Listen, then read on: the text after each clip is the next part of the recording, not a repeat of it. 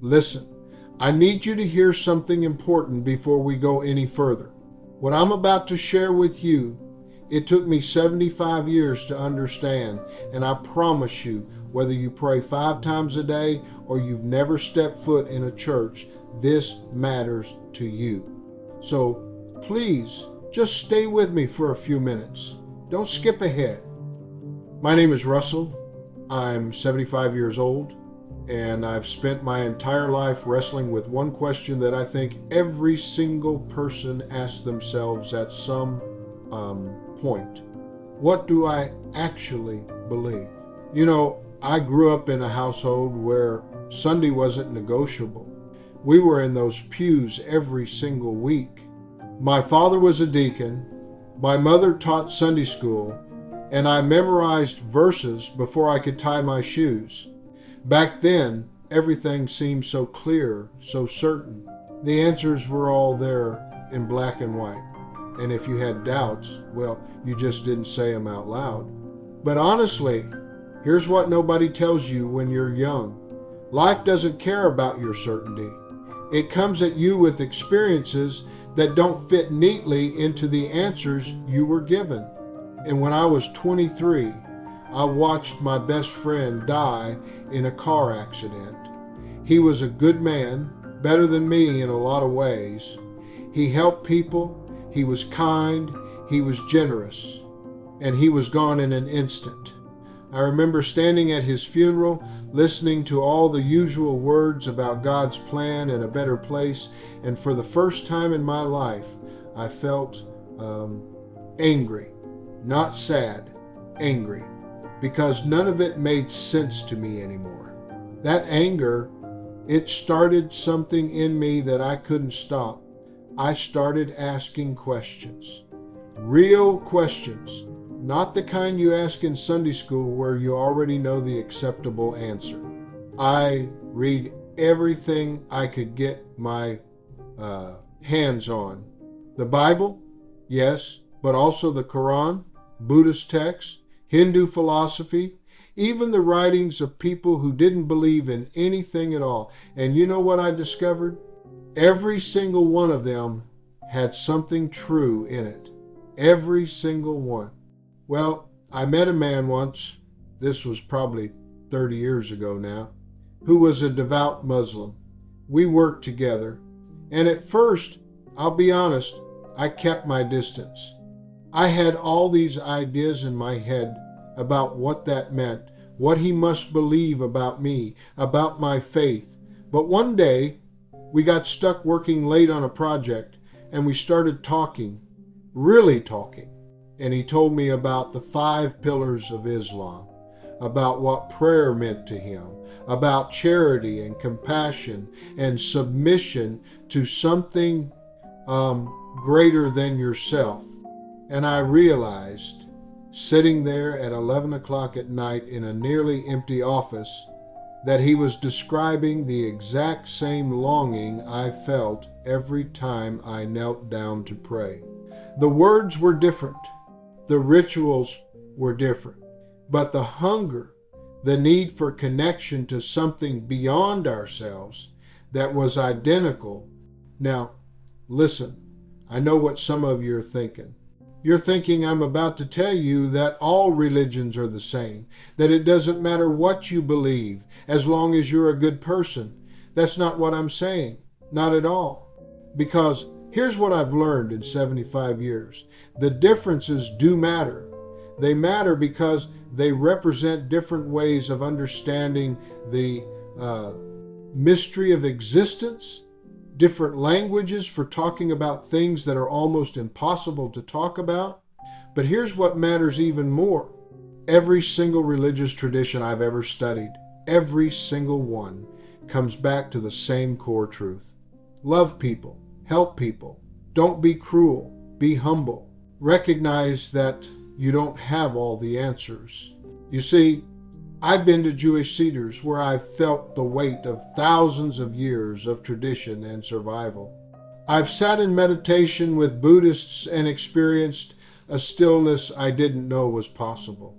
I've worshiped with Pentecostals who expressed joy in ways that would have made my old Presbyterian pastor very uncomfortable.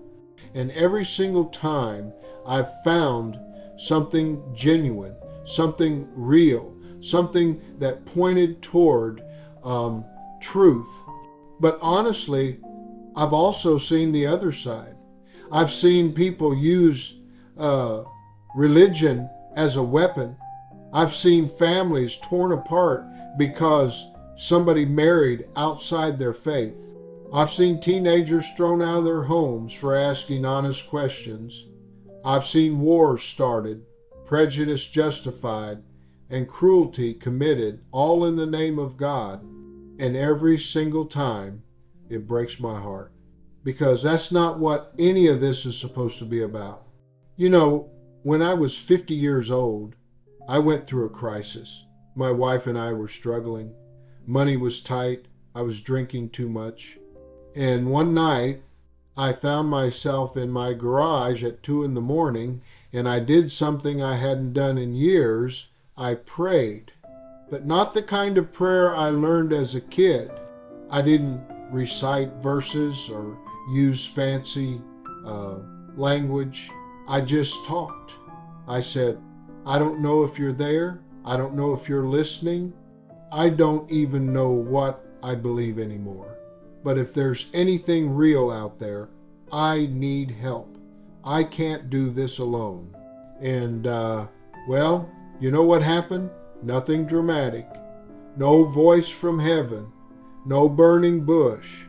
But the next morning, my neighbor, a guy I barely knew, knocked on my door and asked if I wanted to grab coffee. We ended up talking for 3 hours. He told me about his own struggles with alcohol, about how he'd gotten help, about resources in the community I didn't know existed. Was that God? Was that chance? Was that just human kindness? I honestly don't know. And here's what I've come to believe. Maybe that's not the point. The older I get, the less certain I am about the specifics. I don't know if there's a heaven or hell. I don't know if we get reincarnated or if this is all there is. I don't know which prayers are the right ones or which day is the correct Sabbath. And you know what? I'm okay with that now. Because what I do know, what I'm absolutely certain of after 75 years, is this. The mystery is bigger than any of us. It's bigger than any book, any building, any tradition. And the appropriate response to that mystery isn't certainty. It's awe. It's humility. It's wonder. I watch young people today, and I see them leaving religion in droves. And I understand why. They've seen the hypocrisy. They've seen the judgment. They've been hurt by people who claim to speak for God. And I want to tell them, I get it. I really do. But I also want to tell them this. Don't throw out the search for meaning just because some people have poisoned the well. Don't give up on the big questions just because somebody gave you bad answers. Listen, you don't have to accept everything you were taught. You don't have to stay in a tradition that doesn't feed your soul. But don't stop asking the questions. Don't stop looking for connection, for purpose, for something that makes you feel like you're part of something bigger than yourself. Because that longing, that's not religious programming, that's human, that's real. You see, I still go to church most Sundays, not because I think it makes me better than people who don't, not because I believe I have to in order to be saved.